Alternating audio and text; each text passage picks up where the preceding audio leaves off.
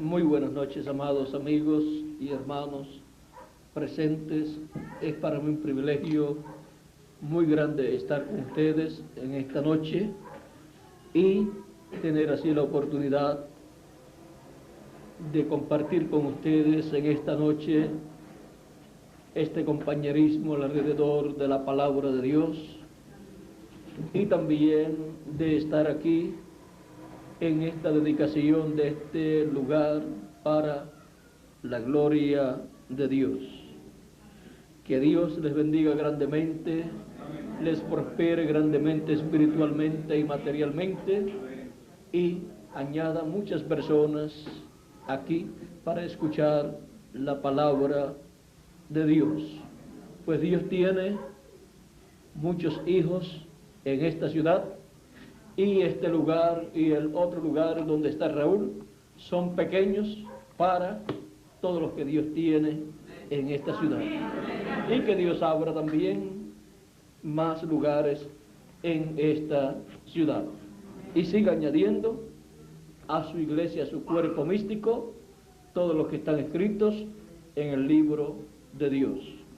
En esta noche quiero leer en Apocalipsis capítulo 4, verso 1 en adelante, y dice así: Después de esto miré, y aquí una puerta abierta en el cielo, y la primera voz que oí, como de trompeta, hablando conmigo, dijo: Sube acá, y yo te mostraré las cosas que sucederán después de estas.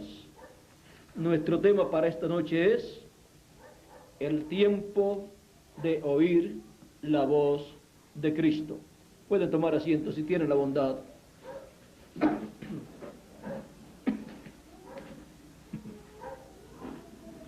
El libro del Apocalipsis es un libro profético y contiene todas las cosas que deben suceder, todas las cosas que ya han sucedido durante la dispensación de la gracia, desde los días de los apóstoles hasta nuestro tiempo, están aquí escritas en este libro del Apocalipsis, y las que sucederán en estos días y luego en los próximos siglos y milenios también están aquí escritas. Pero este es un libro profético o dado en símbolos, para que así todo esto que está aquí escrito sea entendido correctamente cuando Dios lo dé a conocer a su pueblo. Hay cosas que ya sucedieron y ya han sido abiertas al pueblo de Dios, a la iglesia del Señor Jesucristo.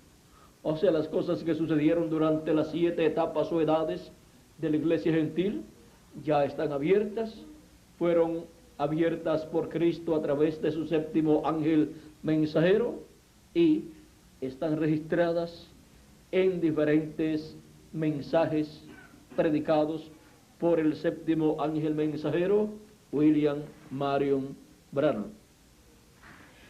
En las 7 etapas o edades de la iglesia gentil que han transcurrido durante estos últimos 2000 años, encontramos que siempre Dios estuvo hablándole a su iglesia. Encontramos que por medio de cada mensajero que Él envió, llamado en el libro del Apocalipsis el ángel de la iglesia, o sea, el ángel mensajero de la iglesia en cada etapa, a él, a ese ángel mensajero, a ese profeta mensajero, a ese enviado de Dios, Dios le daba el mensaje para esa etapa de la iglesia, para esa edad, como fue con San Pablo, que fue el primer ángel mensajero, al cual le dio la revelación divina del programa divino para la dispensación de la gracia, y estableció la iglesia gentil allá en Asia Menor, y por medio de San Pablo, estuvo hablándole a su iglesia y estableciéndola bien. Hubo muchas personas que no comprendieron que San Pablo fue el hombre enviado de Dios para los gentiles, así como Pedro fue colocado para los hebreos. San Pablo fue colocado para los gentiles. Cristo le dijo, para que seas luz para los gentiles.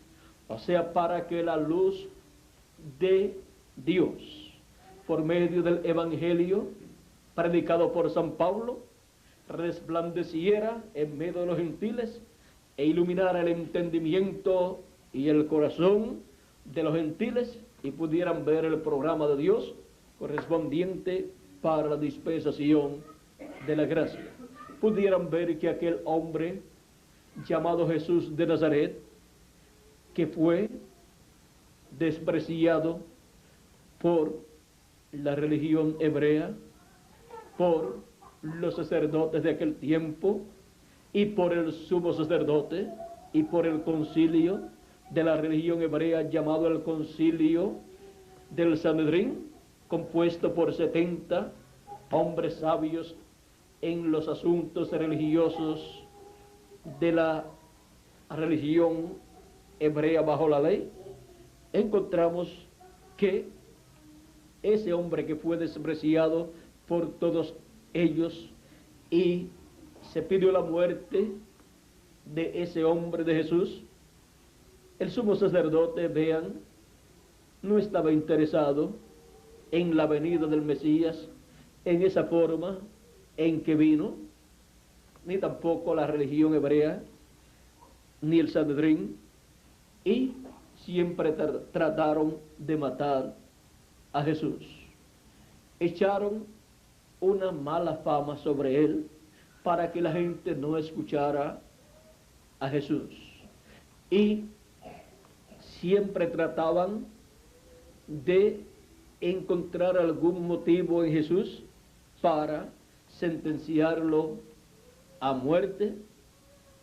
Encontramos que iban doctores de la ley y personas así, líderes religiosos, para hacerle preguntas a ver si él caía en la trampa y hablaba algo fuera de lugar, por lo cual pudiera ser condenado.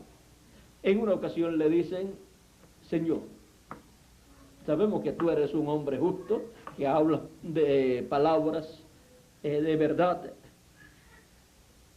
¿Es lícito pagar tributo al César o no? ¿Cómo decir? ¿Es correcto pagar nuestras contribuciones al gobierno o no? Jesús, sabiendo que era una trampa que le estaban tendiendo, le pide una moneda, le dice: ¿tienen alguna moneda ahí? Den acá una moneda. Y entonces pregunta: ¿de quién es la efigie de esta moneda? Dicen: del César. Del César, pues dad al César lo que es del César y a Dios lo que es de Dios.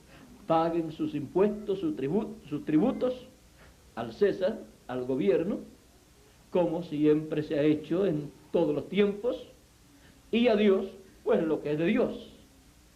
Y con esa contestación tan sencilla, desarmó a sus enemigos. Algunas veces hay personas que piensan, si Dios envía un hombre, un profeta a la tierra, todo el mundo lo va a recibir. Y si envía el Mesías, todo el mundo lo va a recibir. Pero la historia muestra que no es así. La historia muestra que siempre se han levantado personas y lamentablemente los mayores enemigos han sido líderes religiosos y religiones, y principalmente la religión establecida en ese tiempo como la religión del Estado. Y encontramos que la religión del Estado hebreo, del pueblo hebreo, era la religión de la ley, la religión mosaica. Y encontramos que esa fue la que se levantó siempre en contra de los profetas que Dios enviaba.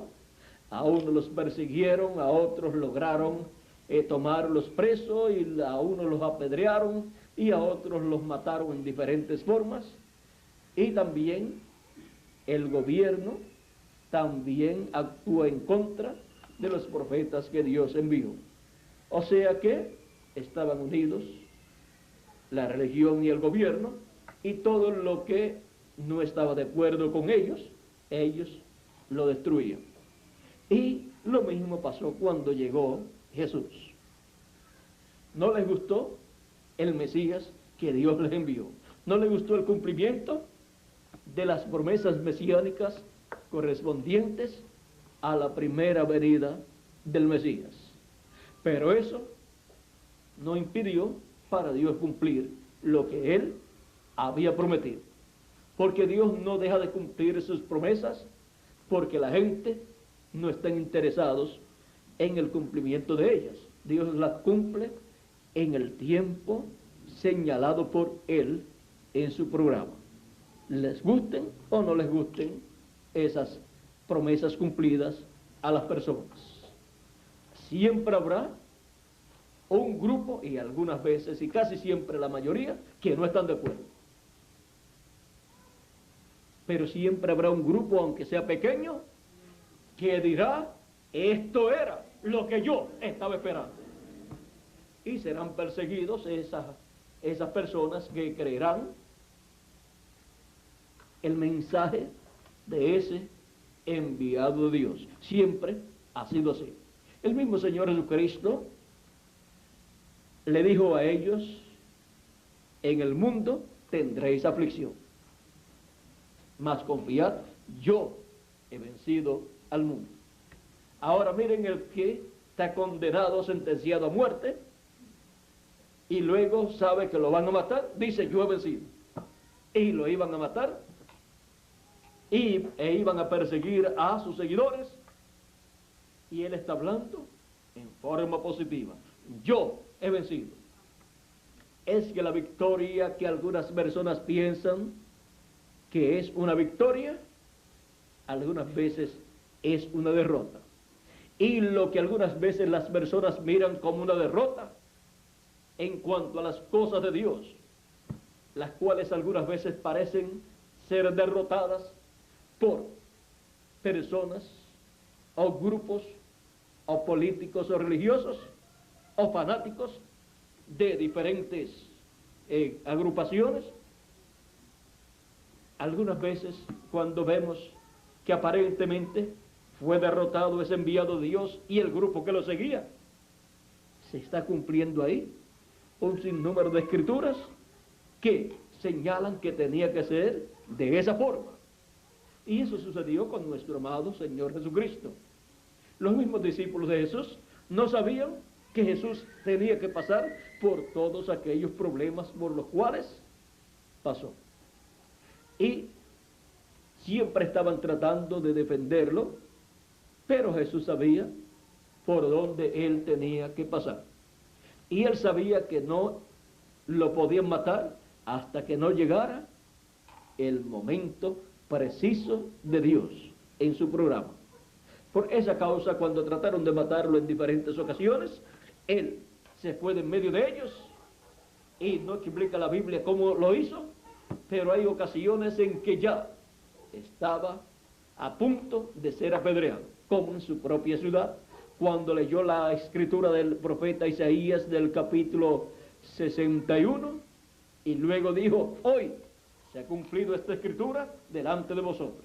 Y comenzó a predicar un mensaje corto allí, y no les gustó el mensaje, y se levantaron furiosos. Era un día de reposo, un sábado, un día que se dedicaba a Dios en medio del pueblo hebreo, y estaban allí en esa actividad religiosa, y con la predicación de Jesús, y con la acentuación de que aquella promesa, aquella profecía estaba cumplida en medio de ellos, y por supuesto en la persona de Jesús. se llenaron de ira, se levantaron furiosos, lo sacaron fuera, lo llevaron a un despeñadero de la ciudad, pues estaba colocada la ciudad sobre un monte, y allí, en ese despeñadero, querían apedrearlo y echarlo risco abajo.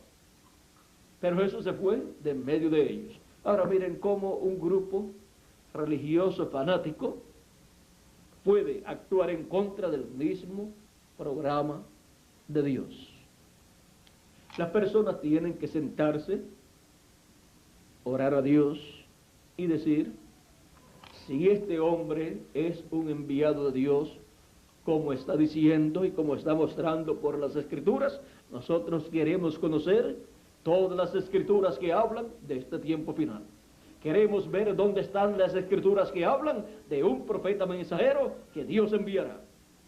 Queremos ver esas promesas mesiánicas que están ahí. Y si se están cumpliendo en este hombre, pues no podemos hacer otra cosa sino decir: esto era lo que nosotros estábamos esperando.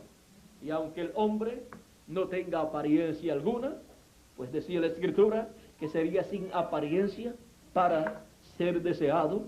O sea, no tendría una apariencia de un líder grande, ni político, ni religioso. ¿Qué apariencia puede tener un sencillo carpintero? Ninguna apariencia. ¿Qué país, o qué gobierno, o qué religión le daría la posesión del líder máximo de su religión, si es una religión, y de la política de su país, o sea, la presidencia de la nación, si es un gobierno? ¿Quién le daría a un sencillo carpintero de Nazaret, un joven de unos 30 años de edad? ¿Quién le daría esa posición de ser el presidente de la nación o el rey de la nación? Y por otro lado, de ser el líder máximo de la religión hebrea. Nadie le daría esa posición. Ahora, si hubiera sido el sumo sacerdote que dijera: yo soy el Mesías, todos se callarían la boca y dirían: si él lo dice, tiene que ser verdad, porque ese es el representante de Dios para nosotros. Pero ¿qué dijo el sumo sacerdote cuando le preguntó: ¿eres tú el Hijo del Dios viviente? Cuando Jesús dijo: tú lo has dicho, y verán al Hijo del Hombre viniendo sentado a la diestra de Dios. Vamos a ver, San Mateo nos habla de esto aquí cuando fue condenado Jesús. Dice, capítulo 26, versos 63 en adelante: mas Jesús callaba cuando lo estaban juzgando. Entonces el sumo sacerdote, que era, vamos a ver quién era el sumo sacerdote, Caifás,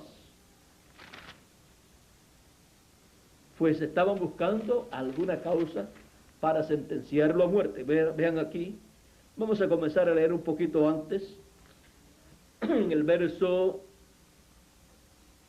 56 en adelante, dice, del capítulo 26 de San Mateo: mas todo esto sucedió para que se cumplan las escrituras de los profetas. O sea, cuando fue tomado preso en el Getsemaní, para luego ser llevado al sumo sacerdote para ser juzgado por la religión hebrea. Entonces todos los discípulos, dejándole, huyeron. Los que prendieron a Jesús le llevaron al sumo sacerdote Caifás, a donde estaban reunidos los escribas y los ancianos. O sea que ellos tenían todo preparado y mandaron a buscar preso a Jesús. Ya sabían dónde estaba, pues Judas Iscariote había convenido con ellos en entregarlo, y habían puesto una recompensa, vamos a decir, le habían puesto una recompensa a Judas, que era el que lo iba a entregar, de unas 30 piezas de plata, y Lo habían mandado a buscar en esa ocasión porque sabían ya dónde estaba, porque Judas les dijo, él está allá, fue y preparó todo. Ahora, sigue diciendo,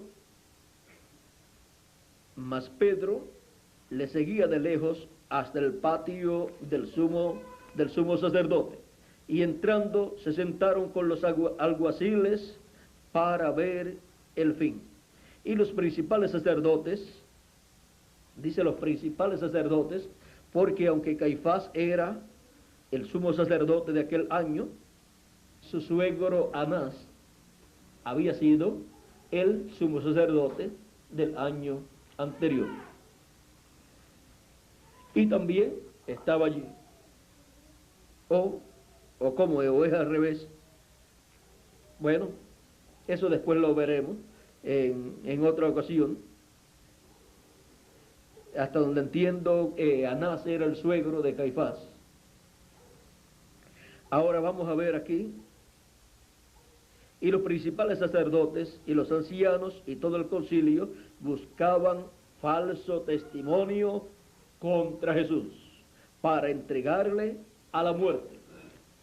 Y conforme a la ley, uno de los mandamientos era: no darás falso testimonio.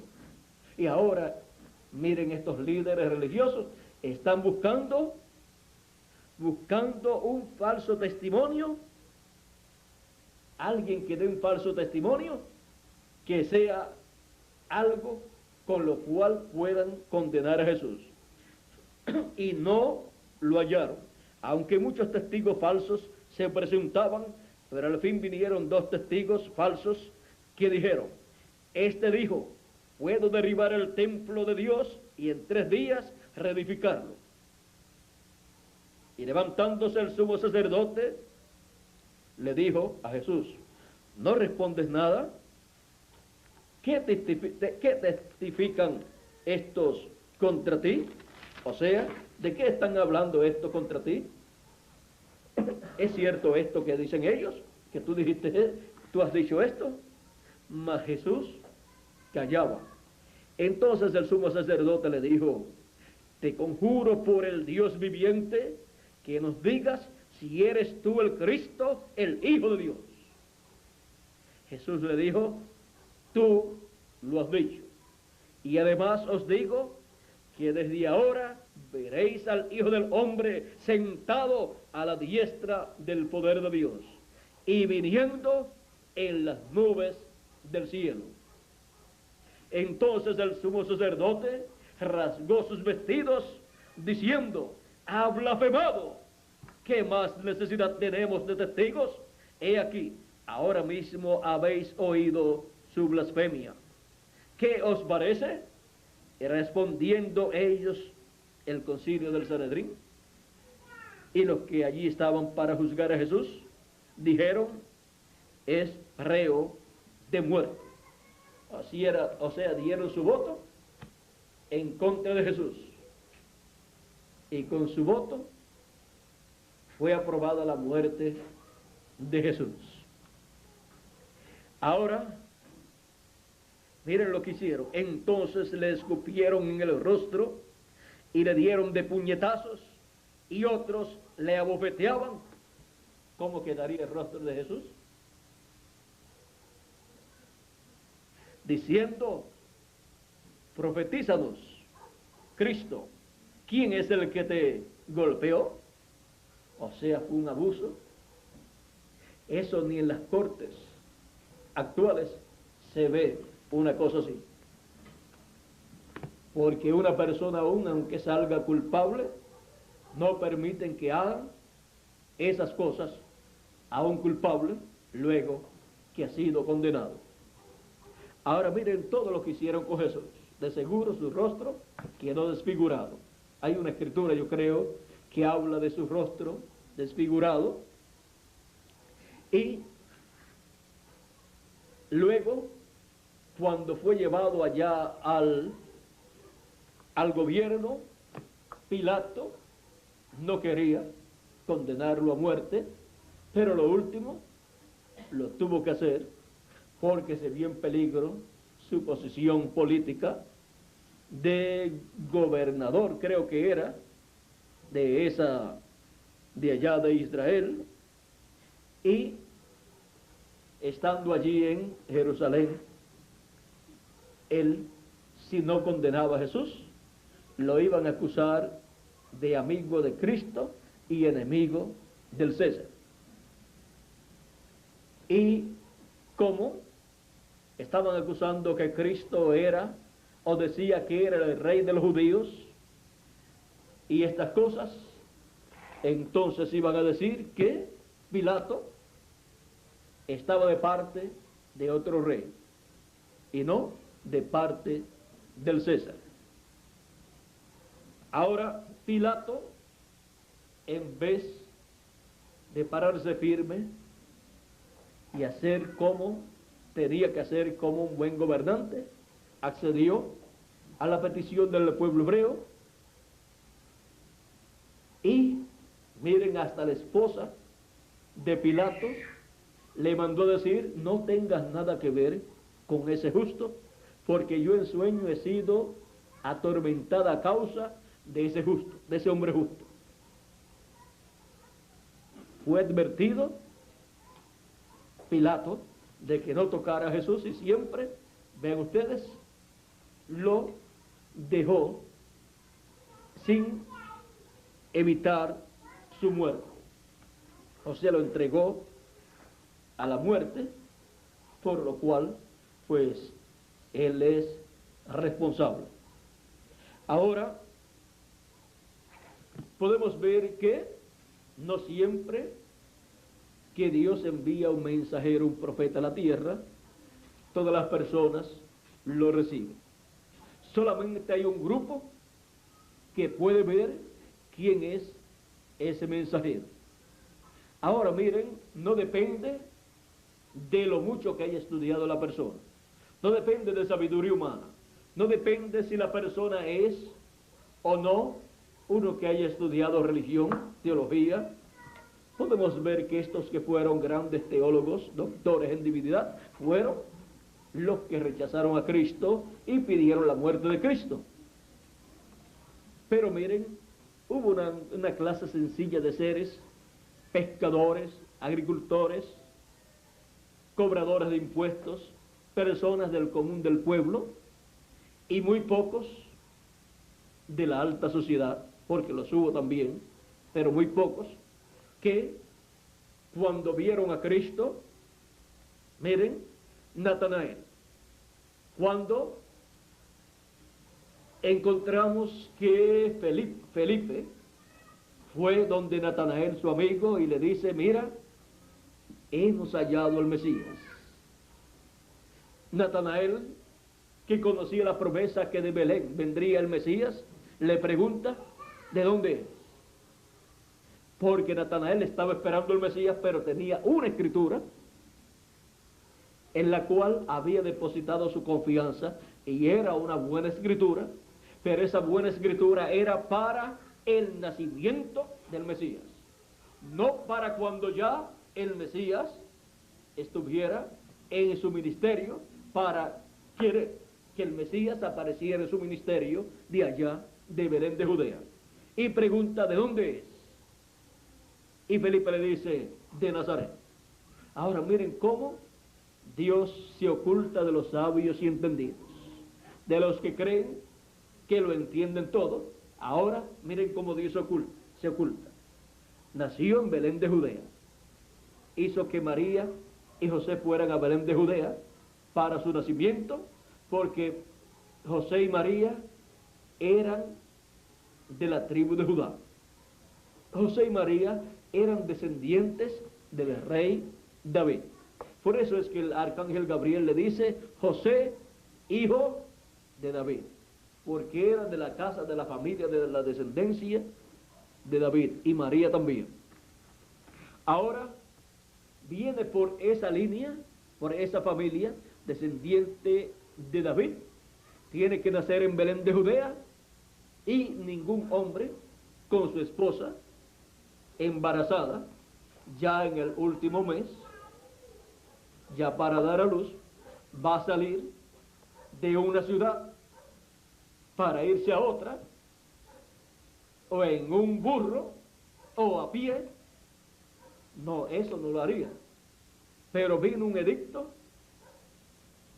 para un censo de toda persona, y toda persona tenía que ir a su ciudad natal. Tenía que ir a la ciudad a la cual pertenecía él. Si era de la tribu de Judá y era de la familia de Belén de Judea, de la familia de Isaí, pues tenía que ir a esa ciudad. Y por esa causa fueron José y María hasta Belén de Judea. Y llegando allá, no encontraron lugar en el mesón, o sea, la casa de hospedaje o el hotel, y se fueron entonces al establo que quedaba de seguro en la parte de atrás, por ahí pegado a algún lugar ahí, donde colocaban los animales, ahí en el establo, donde habían ovejas, donde habían de diferentes animales probablemente. Ahora, encontramos que allí tuvo que nacer el rey y creador de los cielos y de la tierra. Y no se halló en la tierra ni una casa, ni un hotel, ni una cama, donde el Mesías pudiera nacer, sino allá en un pesebre entre los animales. Pero para el Mesías era un buen lugar, porque ese era el Cordero de Dios que quitaría el pecado del mundo. Así es que nació entre las ovejas.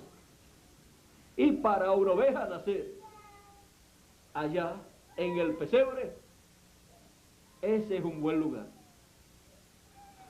Ahora, cuando los magos llegaron a Belén de Judea o a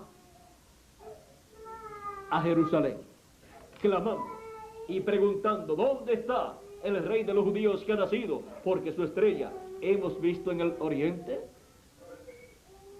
Allí en Jerusalén nadie sabía del nacimiento del Mesías. Y el rey Herodes se interesó, no porque estaba interesado en recibir al Mesías y darle la bienvenida, sino porque estaba interesado en encontrarlo y matarlo para que no se levantara otro rey. Así era que hacían los reyes. Si sabían que una persona iba a ser el heredero, trataban de matarlo. ¿Para qué? Para que no pudiera recibir el trono y quedarse esa persona, como pasó con Saúl y David. Siempre Saúl buscó a David para matarlo. ¿Por qué? Porque sabía que David era el heredero al trono de Israel, y mientras David estaba vivo, Saúl estaba en peligro de perder el trono, pero ya delante de Dios lo había perdido. Solamente le faltaba ser quitado del trono, literalmente, y David ser colocado, lo cual se tenía que materializar. Pero Saúl lo que trató fue de que no se materializara lo que Dios había hablado. Y lo que Dios habla, lo que Dios promete, se tiene que materializar. Y nadie lo puede impedir. ¿Cuál es la posición correcta para toda persona? Pues ponerse del lado de lo que Dios ha prometido. Y así se encontrará trabajando en favor de lo que Dios ha prometido hacer en ese tiempo.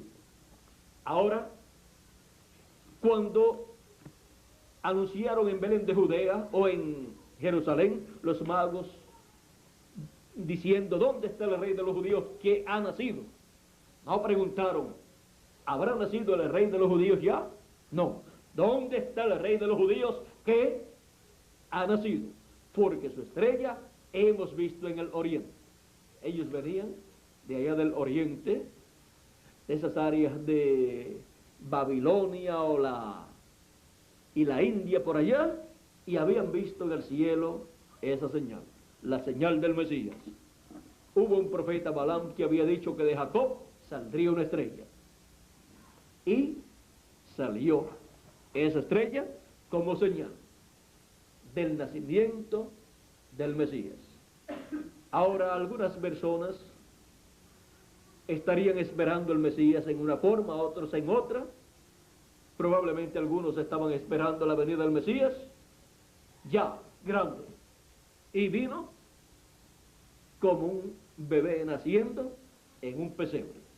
Miren, el sumo sacerdote, el Sanedrín y todos los doctores de la ley no se movieron para Belén de Judea para ver y recibir el Mesías. El rey preguntó a los doctores de la ley dónde el Mesías tenía que nacer, y conforme a la profecía de Miqueas capítulo 5, dijeron que era en Belén de Judea. Y allá fueron los magos para buscar al Mesías y lo encontraron. Porque el que lo busca, lo encuentra. Ahora ellos lo buscaron con todo el corazón. Y lo encontraron. Ahora no aparecieron allí el sumo sacerdote y todo el séquito religioso de la religión hebrea. Miren, hubo unos pastores en el nacimiento de Jesús también, que fueron avisados por el arcángel Gabriel, el cual apareció en una noche con una hueste de ángeles y estaban cantando acerca de la venida del Mesías. Y le dieron el anuncio a aquellas personas sencillas. Y ellos fueron, les fue dicho, ustedes hallarán al niño en un pesebre envuelto en pañales, o sea, envuelto en las ropitas que siempre le ponen a los bebés, no lo dejan sin ropa. Y el ángel Gabriel o arcángel Gabriel, miren a quienes les avisó, a unos pastores que velaban las vigilias de la noche. Pero miren, el arcángel Gabriel no fue el sumo sacerdote. Y siempre toda persona pensaba, bueno, si Dios va a revelar algo grande, se lo va a revelar al sumo sacerdote, que es el representante de la religión hebrea. Pero miren, no le reveló nada al sumo sacerdote, sino a unos pastores que estaban por el campo, y a José y a María, y a aquellos magos que vieron en el cielo la señal del nacimiento del Mesías. Porque lo que dice esta Biblia escrita, también lo dice el cielo, porque la primera Biblia es el cielo. Ahí en el zodiaco está todo escrito en esa forma. Son símbolos que hay allá y en la forma en que está todo colocado, lo cual dice lo mismo que dice la Biblia. Por eso, miren, en el zodiaco tenemos el símbolo de la Virgen, Virgo. Tenemos también el símbolo del león, también del cordero o carnero y del cordero. Y en la Biblia nos habla de Jesucristo, el Cordero de Dios. Nos habla también de la Virgen que concebirá y dará a luz un hijo, como dijo el profeta Isaías en el capítulo 7, verso 14. Y nos habla también del león de la tribu de Judá. ¿Ven que lo mismo que dice allá el zodiaco lo dice la Biblia escrita? ¿Por qué? Porque la primera Biblia es el zodiaco. Por eso es que Job miraba hacia el cielo y hablaba acerca de las estrellas y de todas esas constelaciones, porque él estaba leyendo en la primera Biblia, en la Biblia celestial. También Dios le dijo a Abraham, mira hacia arriba y cuenta las estrellas si las puede contar. Y ahí le está mostrando Dios a Abraham algo muy importante. Le dice, así será tu descendencia, como las estrellas del cielo. Ahora aquí podemos ver que lo mismo que está ahí arriba está aquí abajo. Y luego eso mismo se tiene que materializar aquí en la tierra en seres humanos. Las estrellas que vio Abraham. Ahora, en la Biblia, Dios le dice que es la simiente de Abraham, la descendencia de Abraham. Y ahora, cuando se materializa eso, esa promesa, pues son seres humanos, descendientes de Abraham. Unos que vienen por la simiente según la carne y otros que vienen por la fe en Jesucristo, nuestro amado Señor Jesucristo. Ahora, también Dios le dijo a Abraham que su descendencia sería también como la arena del mar. La arena que está a la orilla del mar. Ahora miren cómo Dios muestra con cosas que existen, las usa como símbolos de cosas que Él va a realizar. El libro del Apocalipsis es un libro simbólico, pero todos esos símbolos tienen un significado, los cuales tienen que ser cumplidos, ser materializados entre los seres humanos. Ahora, miren cómo, hablando acerca de Cristo en Belén de Judea, cómo allí llegaron los pastores y lo vieron y lo adoraron. Luego, miren una cosa muy importante, lo encontraron en un pesebre allá y lo adoraron. Pero cuando los magos llegaron, lo encontraron en una casa. Cuando los magos son interrogados por el rey Herodes acerca de cuánto tiempo hacía que la estrella había comenzado a ser vista, los magos le dijeron: hace 2 años ya que esa estrella se está viendo. 2 años que ya la señal del Mesías se estaba viendo en el cielo, señal de que ya estaba en la tierra. Y ni el sumo sacerdote, ni el concilio del Sanedrín, que es el concilio de la religión hebrea, ni los grandes doctores en divinidad, sabían que ya el Mesías estaba en la tierra. Y hablaban acerca de la venida del Mesías, que el Mesías vendría, y ya había llegado, y no lo sabían. Cuando los magos llegan a Belén de Judea, lo encuentran en una casa. ¿Por qué? Porque ya no estaba en el pesebre. Ya habían conseguido casa, estaban ya viviendo en una casa, o la habían alquilado, o era de alguno de los familiares, y allí estaban viviendo ellos. Quizás habían pensado quedarse en Belén de Judea. Allí llegan los magos, lo adoran, le traen unos regalos, oro, incienso y mirra. El oro representa la divinidad. Al entregarle oro, lo identifican, lo reconocen como la divinidad en carne humana, como el Mesías, y del Mesías el profeta Isaías en el capítulo 7 verso 14 había dicho: porque el mismo Señor os dará señal, la Virgen concebirá y dará a luz un hijo, y se llamará su nombre Emmanuel, que traducido es Dios con nosotros.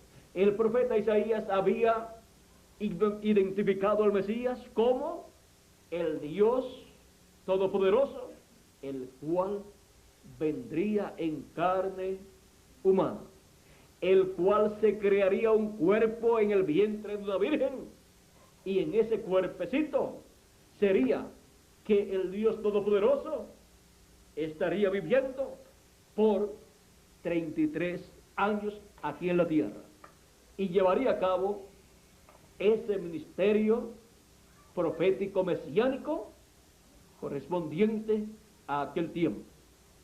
Ahora, estos magos, luego que adoraron a Jesús y entregaron sus presentes, sus regalos, fueron avisados por el arcángel Gabriel de que regresaran a sus tierras por otro camino y no regresaran a Jerusalén a dar la noticia de que habían hallado al Mesías. Ahora miren cómo Dios protege a su enviado, a su ungido, a su velo de carne, en donde él moraría. Dios siempre lo ha hecho así porque él protege el don ministerial que él coloca en esa persona. Algunas personas quizás piensan, no sé, Dios hace algo, Dios va a darlo a conocer a toda persona, o hay que darlo a conocer a toda persona.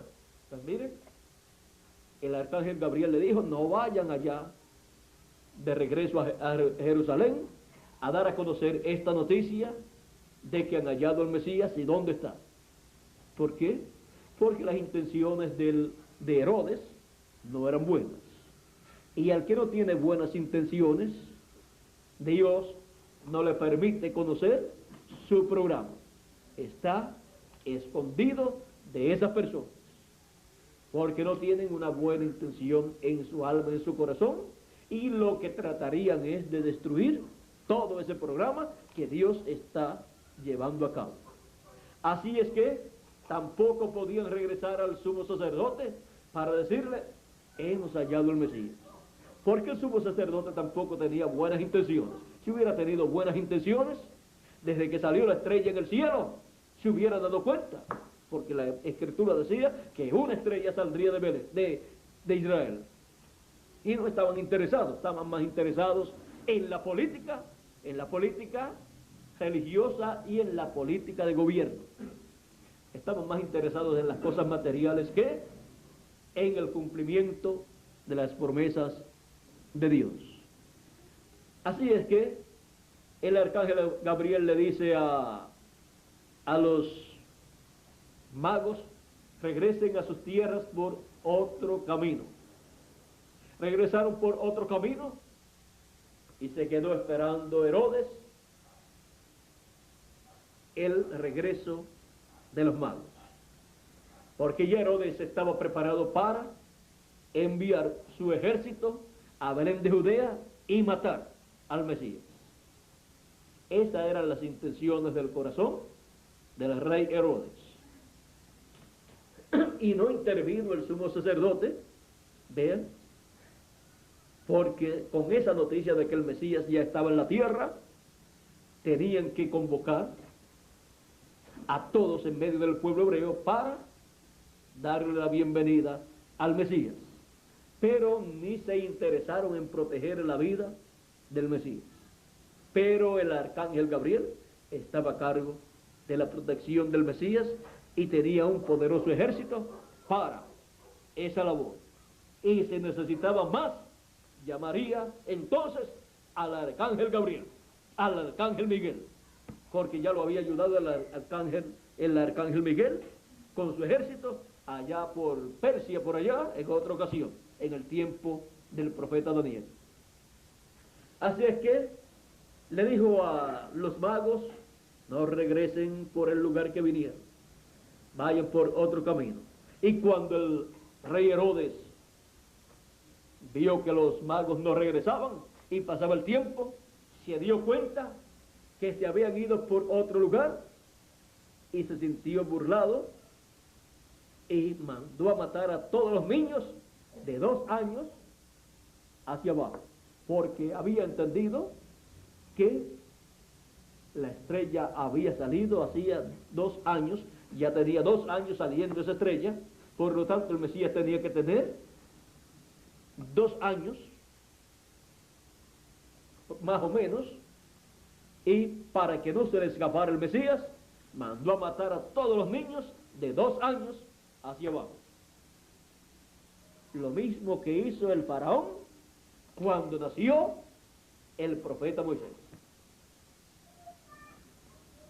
Por eso es que el misterio del 7º sello fue oculto, porque siempre que Dios envía un mensajero dispensacional, siempre hemos visto en los mensajeros de la dispensación de la ley y de la dispensación de la gracia, que el diablo a través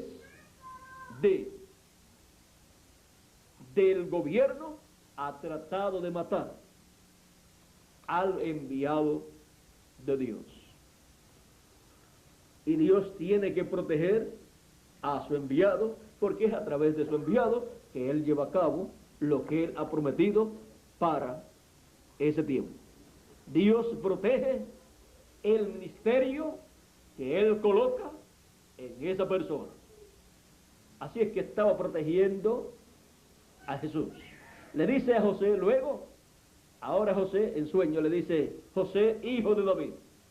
¿Por qué en sueños le habló a José? Porque José no era profeta y le habló en sueño y le habló claramente. Si era profeta le podía hablar en sueños o en otra forma. Ahora le dice José, hijo de David. O sea que el arcángel Gabriel reconoce y le recuerda a José que él es un hijo de David, un descendiente de David. José, hijo de David, ve a Egipto porque buscarán al niño para matarlo.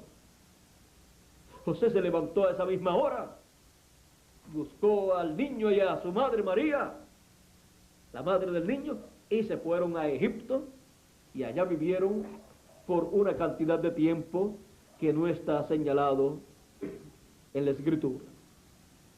Herodes mandó a matar a todos los niños de 2 años hacia abajo y creyó que había matado al Mesías, pero el Mesías ya no estaba allí. Miren todo lo que Dios tuvo que hacer para proteger al Mesías, y ahora algunos decían, no, tiene que ser de Belén. Si se hubiera criado en Belén y hubiera crecido en Belén, no hubiera podido crecer, lo hubieran matado. Porque esas eran las intenciones de Herodes.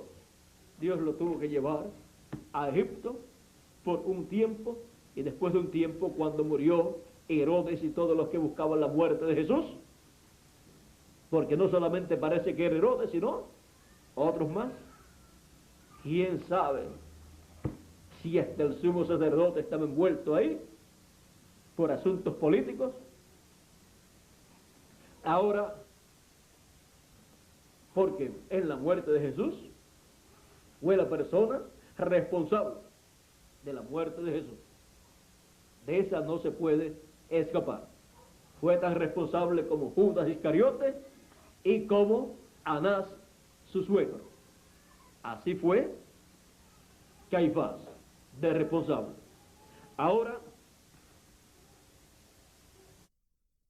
estar en Egipto cuando mueren los que querían la muerte de Jesús, el arcángel Gabriel nuevamente le aparece a José en sueños y le dice, ahora regresa a Nazaret. No le dice ve a Belén. Regrésate a Nazaret, donde vivías primero, con María. Regrésate allá, porque los que buscaban la muerte del niño, buscaban matar a Jesús, ya murieron. Vete allá.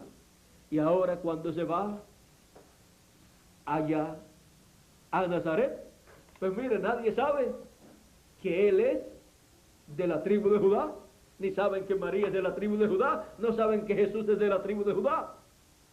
Así es que el rey que sucedió a Herodes, el que buscaba la muerte de Jesús, ahora no sabe dónde está el Mesías.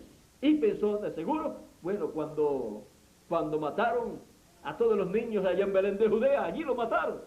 No hay que buscar más nada, porque fueron muertos todos los niños. Y vean, se cumplió allí la escritura que dice Raquel. Que Raquel llora y no quiere ser consolada. Llora por sus hijos. Ahora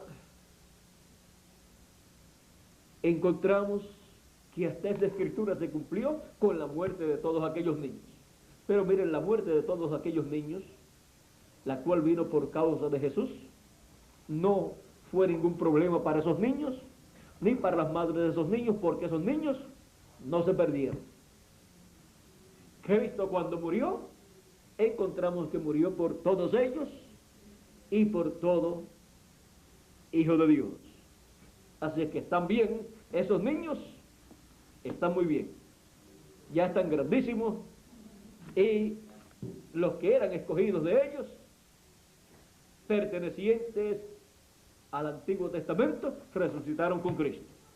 Y los que eran para la dispensación de la gracia, pues les tocará en la resurrección que viene. Pero lo más probable pertenecían a la dispensación de la ley y murieron bajo la dispensación de la ley.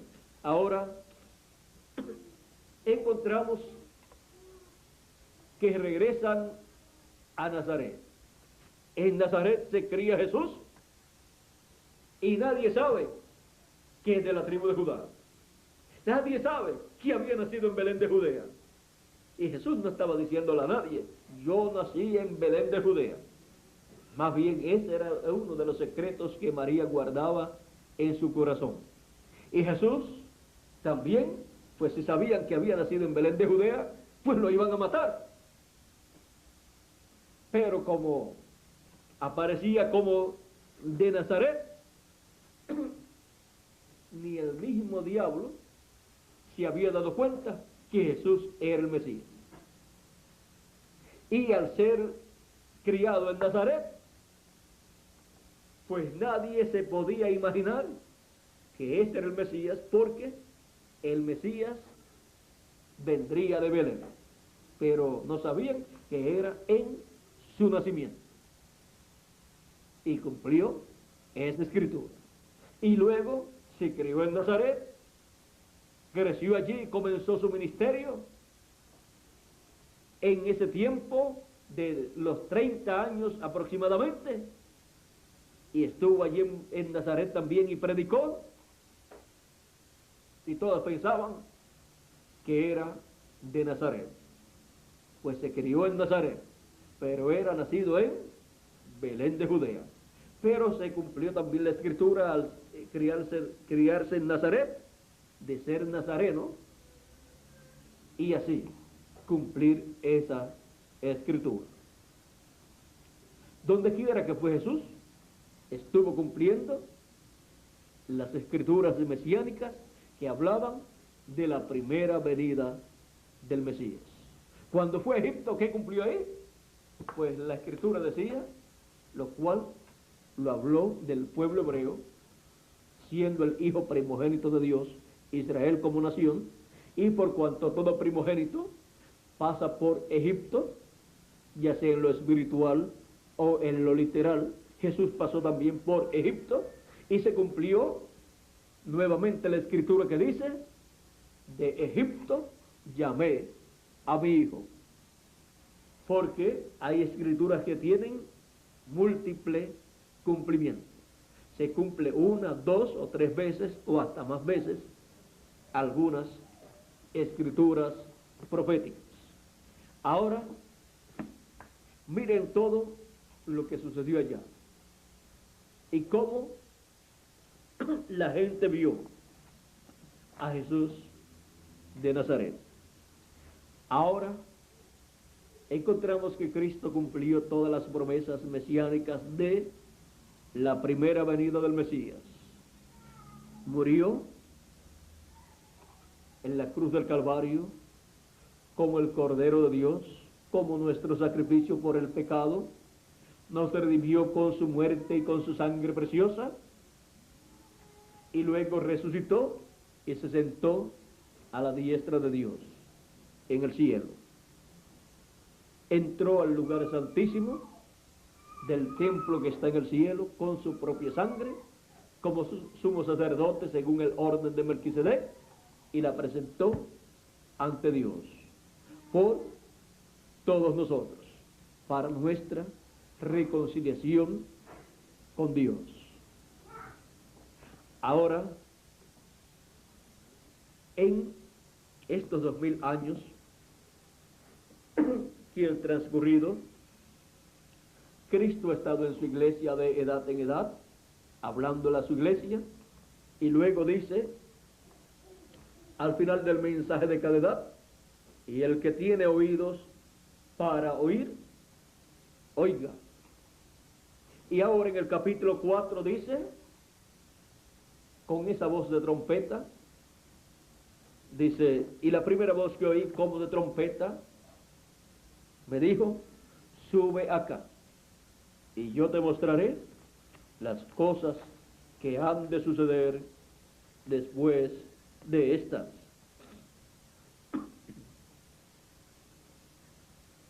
Esa voz ahora le habla a su iglesia y a su ángel mensajero en el día posterior, después que han terminado las 7 edades de la iglesia gentil, para subir a una edad celestial, la edad de la piedra angular, para ahí escuchar la voz de Cristo como una gran voz de trompeta, dándonos a conocer las cosas que deben suceder pronto, las cosas que deben suceder después de las que ya sucedieron en las edades pasadas y en la dispensación que ha llegado a su final.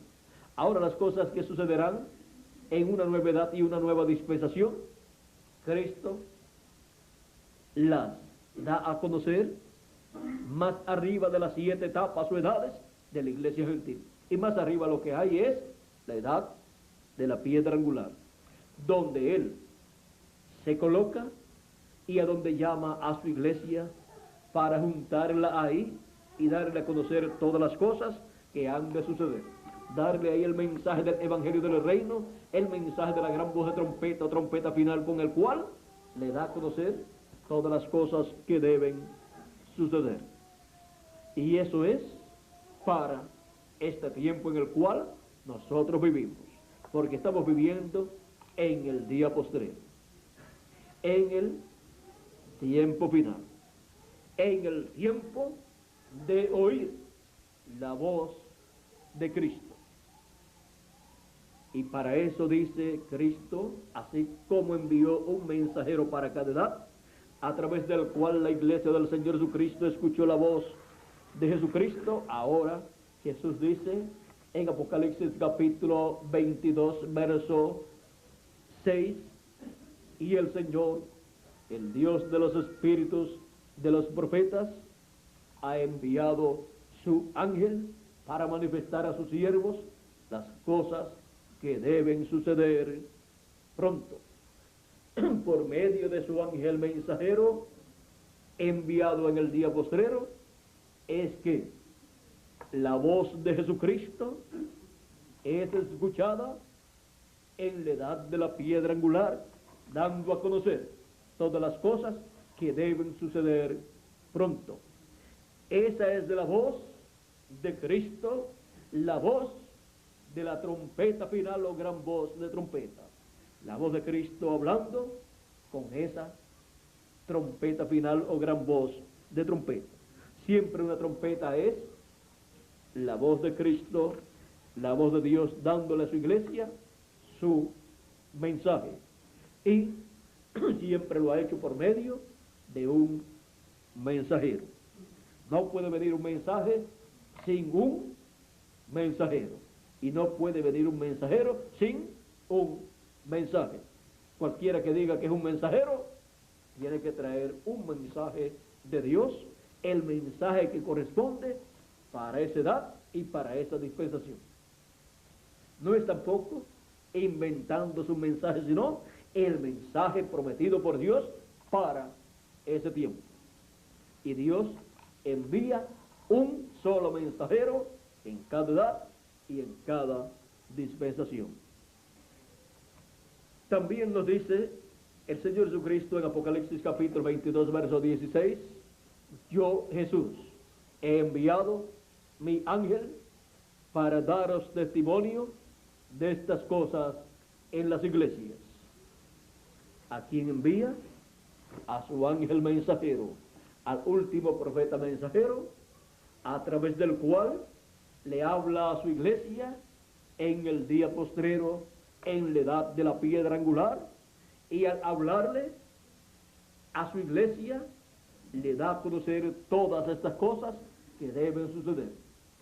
Con el mensaje del Evangelio del Reino, que es el mensaje que Cristo ha prometido para su iglesia, le da a conocer todas estas cosas que deben suceder. Y así es como todos los hijos de Dios escucharán la voz de Cristo en el día postrero. Y este es el tiempo de oír la voz de Cristo. Que Dios les bendiga, que Dios les guarde. Muchas gracias por vuestra amable atención, amigos y hermanos presentes, y pasen todos muy buenas noches. Dejo con nosotros nuevamente a Miguel Bermúdez Marín para finalizar nuestra parte en esta noche, dándole gracias a Dios por sus bendiciones. Con nosotros, Miguel Bermúdez Marín. Dios les bendiga.